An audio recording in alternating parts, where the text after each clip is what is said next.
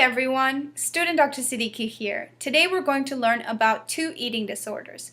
But before we dive in, let's talk about what we learned in the previous video.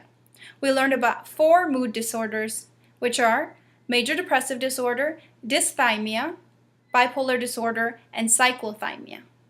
Alright, so let's talk about the eating disorders. There are 2. The first one is anorexia nervosa, which is basically a body image disorder. These individuals think that they're fat and they fear weight gain. So what they do is they restrict food intake. They may also binge and purge, which means that they eat, but then they vomit everything back up, or they may exercise excessively. A classical example would be celebrities. For instance, Mary-Kate Olsen would be a good example of an individual with anorexia nervosa. So when these individuals either restrict food intake, or they binge or purge, or they exercise excessively, what this leads to is a BMI less than 85% and leads to a imbalance of their hormones throughout their body. So they are going to exhibit signs and symptoms of hypothyroidism, which is basically bradycardia, hypotension. They're also going to be lethargic and have cold intolerance. So how would you treat an individual with anorexia nervosa? You would hospitalize them because this is a egosyntonic disorder, meaning that these individuals are not aware that they're suffering from this disorder. So it's imperative that they be hospitalized and helped to regain the weight that they normally should be at. Now let's talk about bulimia nervosa. Bulimia nervosa is an ego-dystonic disorder. This means that these individuals are aware that they're suffering from this disorder, but they fear weight gain. So what they do is they carry out actions that basically prevents them from gaining weight, whether it be binging and purging, which, like I said, is basically they eat and then they vomit everything back up, or they abuse laxatives.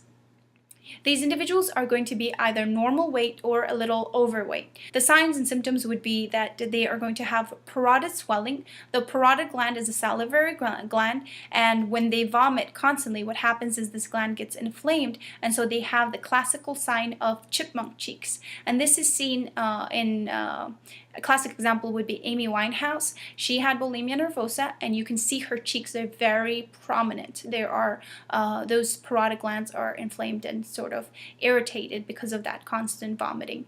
They're also going to have a dental erosion. Vomit is very acidic, so it basically erodes your enamel.